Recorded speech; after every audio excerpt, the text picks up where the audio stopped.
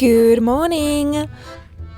Today I thought we could have a bit of a laugh and read the hate comments under my videos. I must say, YouTube is trying to protect my feelings. So I haven't seen many of these comments until yesterday, when I actually actively went to see all of the comments on this channel.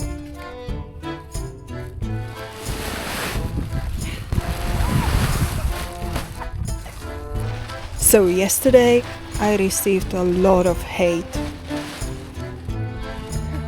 But some of them made me laugh out loud, like this one. Please do not come to New Zealand. We don't need your type here. Well, the reason why this comment made me laugh so much is because I imagined how much John would hate to see this. And you see, I have never understood much why they say, once you go black, you will never go back. But I think I get it now, because once you go black, you will never go back to brown. Feminism video in a nutshell. So I assume this was a hate. I could be totally wrong, but I think he's saying, look at what feminism brought you. You are surviving in a van instead of having a happy life with family, husband, house, kids. And you know what? Yes, that's exactly what feminism brought us. We can choose now. And trust me, if I wanted that husband and kids and house, I would have had it. Thankfully, we don't have to anymore. And maybe this life seems to you as a miserable existence, but I am so very much grateful for my freedom. And I think life for women before feminism was a very dreadful one, and I'm glad I'm not living at that time. Here we have one backhanded compliment. Thank you, I guess, but define progress. I'm always learning new things, expanding my CV, furthering my education, making connections with people, investing money. Recently I have monetized my YouTube channel. And what do you mean I'm not living? I work for 6 months and then I have the time of my life for the next half a year.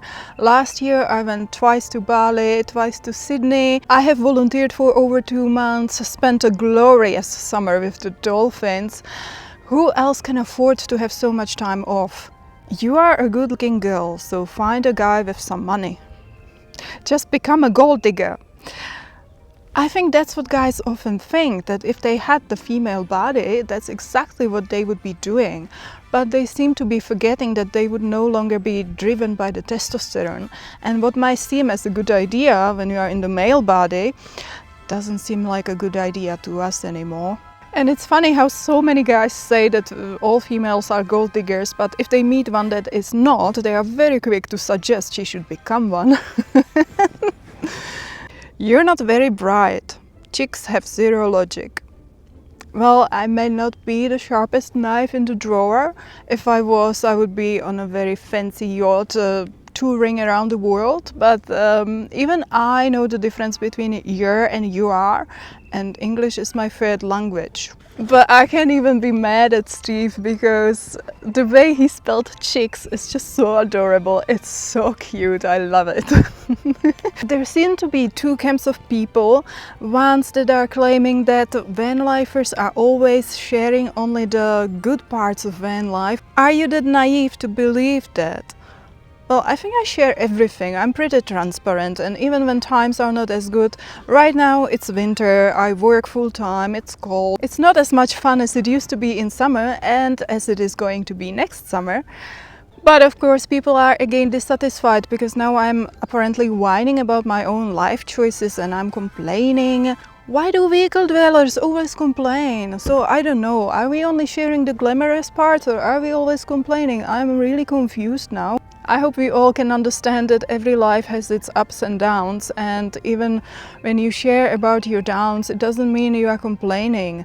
I know exactly why I'm living this life, why I have chosen this, and I have a lot to look forward to. Get a purpose on life and do something for community, society too. And then again the assumption that we are not contributing to the society.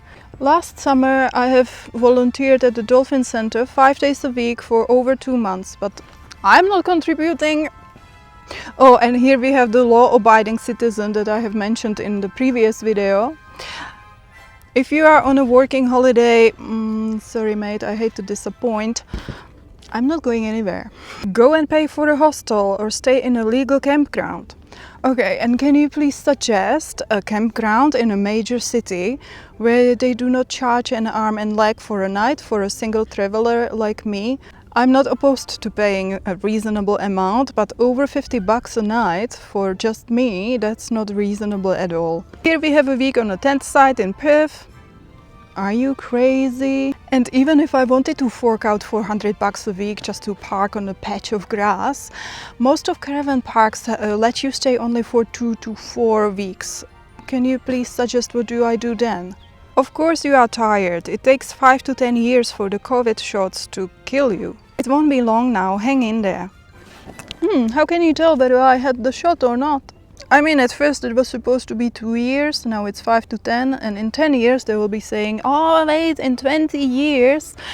Well, I would like to avoid subjects that are meant to divide people. I do respect both sides. Because of my previous work connections, I know quite a few pilots who have decided to end their flying career because they didn't want to get the shot, and I absolutely respect that. One of them told me they have a history of heart disease in their family and he's just not gonna take the risk. And I totally understand that. Just like I understand people who got vaccinated because they could not afford to lose their jobs.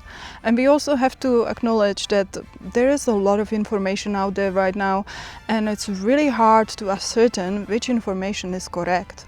You pretty much can find confirmation of anything you want to believe in. It's really hard to find sources you can trust. But the moment I heard that the vaccine is supposed to make you infertile, I was like, oh, yes, please give me free just to make sure. Just kidding. Or am I? I don't care. I grew up in the most atheistic country in the world and I was atheist for a long time. And now I'm spiritual. And I do believe that going back to the spirit world is like going home, and I'm really looking forward to it. Now, I'm not going to do anything silly to expedite the process, but in my mind you are just threatening me with good time, because I'm really looking forward to reuniting with my soul family in a world that's so much better than this dense, low vibrational existence we are going through right now. I think you are only a trespasser if you are staying on a private land without permission. Public land is for all of us, and if you are allowed to park your car there, so should be I. Go to college, done. And again, the assumption that I must be uneducated. Get a job, done. Contribute, done. Don't just take. What am I taking? Is me just wanting to sleep in peace hurting anyone? This is how our conditions are degraded, by people willing to live in a squalor. Okay, this is one of my favorite comments. First I had to Google what a squalor is. I didn't know that word before, and I found out this is not even how you spell it. Anyway, if you think we are the reason for the housing crisis, please think again. It's just basic demand and supply. And we are basically getting ourselves out of the demand. So I think we are helping, because if we all suddenly decided to live in a house, the demand would only increase, the prices would increase, the queues for viewings would become even longer, and the families who already hang by the thread would end up in the cars because they couldn't afford the rent anymore. Or if you mean I should be fighting for my right to affordable housing, I'm totally supporting you in that. I believe that anyone should be able to afford a house if they want to, and if you are making a petition, send it to me, I will gladly sign it. But if you are planning on something more rough, I don't know, throwing bricks into the parliament windows, I am not participating in that, because I'm not a citizen here yet and I do not want to get deported. Okay, here we have a very experienced vehicle dweller who thinks that somebody with only 7 years under her belt has nothing to share, nothing to say. And I have asked him to share some of his precious knowledge because, well, undeniably he has more experience, but he only thanked me for confirming that he is smarter than me. He may be. I don't know. I have heard from New Zealanders and Australians that 30 years ago these countries were very different. You could go wherever, do whatever. You had way more freedom and you didn't have to deal with the BS we have to deal with today. Gross. Your mama is gross. Staged. Whoopsie, you got me. Everything I said is fake. I don't live in a van. Crap. Oh, here is a lady who insisted van life is horrible and that it's certainly nobody's dream. Don't be ridiculous, Andrea. Everybody wants this. The thing is, I'm not trying to sell it. If you are not already interested, or if you are not finding yourself in the situation against your will, I have probably nothing to share. I'm not here to convince anyone to live in a vehicle. I very much admit that it's not for everybody. It requires a certain type of personality and an adventurous spirit that not everybody has, and it's okay. This doesn't make sense. 60-hour week and cannot afford to eat, drink, even on a fairly basic level. Can we see the parallel bits on her crack habit? Actually, this comment made me laugh. But it's just to show that watching just one video, you do not get all the context and it might give you the wrong impression. Yes, in that video I was tired, I had my tooth removed, I was on liquid diet for a week, on lots of painkillers, I still worked 12 hours a day, I was knackered. And I just made that video because I didn't have the energy to make the video I originally planned. And I thought nobody's gonna watch it. I pretty much published it just to satisfy the algorithm with a regular video. But I think a lot of people ended up clicking on it because it looked like I am gonna talk about how I'm tired of living in a van and how I can't do it anymore. But you guys, that video is never coming. So yeah, I do not spend my money on crack. I don't even have any debts. Like, my life is not as bad as it looked in that one video. Psst! Don't tell anyone. Do you want me to lose my pilot's license? I'm absolutely roasted. It's hot in here. I better get off the sun before I get burnt. Woohoo! Nah, you can come with me. I'm back to the area where the dolphins come to. I haven't been here for a while, ever since my tire got slashed. I don't know if it happened here. I slept here overnight and then I went to the supermarket in the morning and it was fine. I didn't notice anything, but when I got out of the supermarket, the tire was flat and it was so badly slashed that they couldn't fix it and I had to get a new one, which was quite annoying because I just got a brand new set of 4 expensive tires. I should have brought my tablet, then I could have edited the video here. What if I just leave it here and go quickly pick up the tablet? Do you think somebody is gonna steal my inflatable beanbag?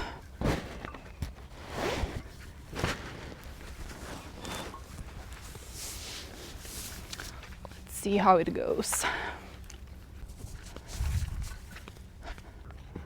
Oh, where's my pen?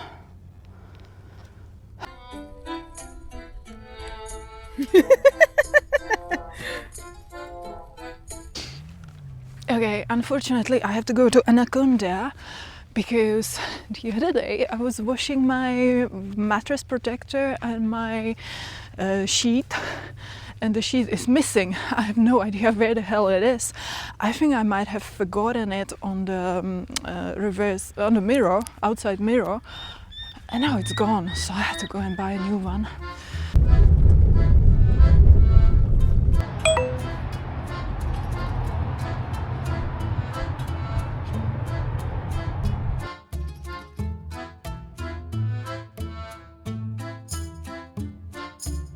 I am so glad I recorded this video yesterday. Look how ugly. Thanks for watching and I will see you next time.